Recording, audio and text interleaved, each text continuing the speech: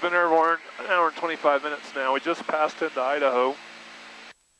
We are about 40 miles west of Yellowstone National Park. So Yellowstone's off the wingtip there. You won't really be able to see it in the video, but we're north of Idaho Falls. So we're out of the terrain for now. The worst of the terrain's behind us. We'll have the, as I said, right after takeoff, we'll be passing to the west of the Uinta Mountains, I believe they are. Don't quote me on that, I need to look that up when we land. But it's the tall mountain range in northeastern Utah. So we'll be going near Heber City, just to the east of Salt Lake City, and then turning the corner there and head more or less direct. We're doing well. We're still averaging about 185 knots, so I think we still have about a 10 or 15 knot tailwind.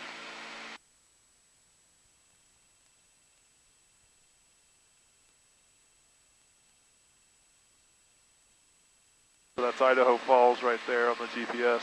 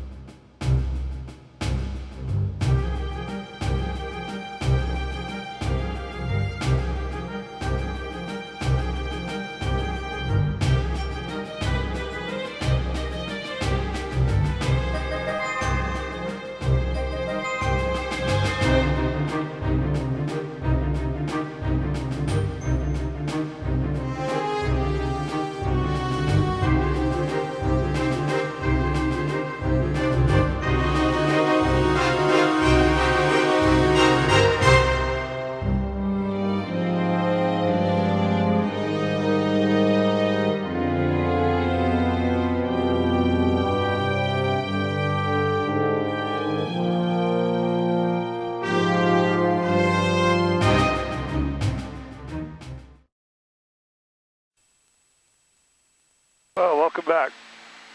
Making good progress. We're about 20 minutes north of the Idaho-Utah border. We've been airborne now just under 2 hours, and so we've got about another 2 hours to run. According to the download, XM download, shows that the front is just in front of us, about 20 minutes in front of us, right near the border. A bit of precip just off our about 11:30 position. It's nothing menacing. You may not even be able to see it on the video here. So anything, things are looking good. I just switched fuel tanks down here. We're now in the tip tanks. 789, and you can see the two lights enunciated here. That enunciates that we're burning auxiliary fuel. So I want to shoot a lot of these videos, these blogs, as time goes on, so I don't want to spoil it by telling you everything about the airplane at once, but what I will tell you about is the fuel. There are, the main tanks are the tip tanks, as you see there. Each one holds 50 gallons, and then there are auxiliary tanks in the wings. They hold 20 gallons. So we have 140 gallons total, 70 aside. So anyway, what you typically do is burn an hour or two of fuel out of the tip tanks to make room, and then switch over and burn the auxiliary tanks all the way down. But how it works is the fuel injection system on the engine burns more, or I shouldn't say burns, it pumps more fuel than it needs, and the excess gets routed to the tip tank. So that's why you need to make sure you make room in the tip tanks before you switch over to your aux tanks. After the aux tanks are burned down in about 40 minutes, we'll switch back to the tips.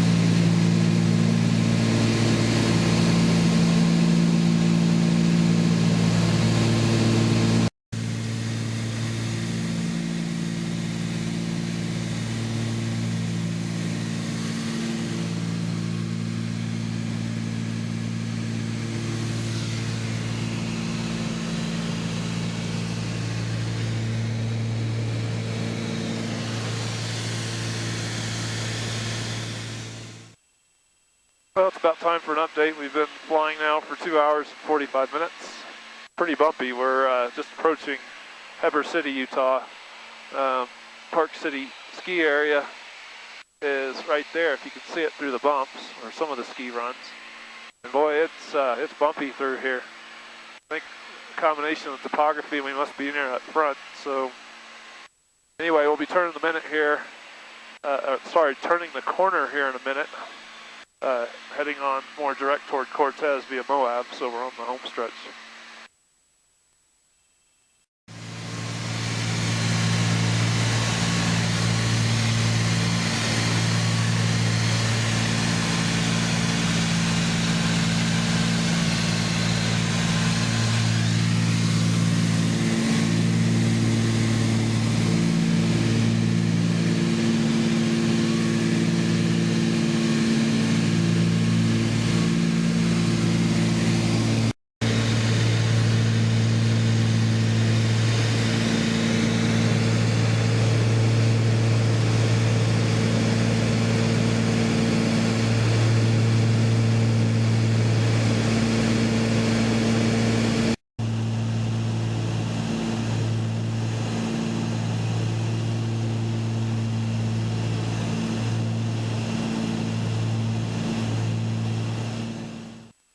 Well, it's still pretty bumpy.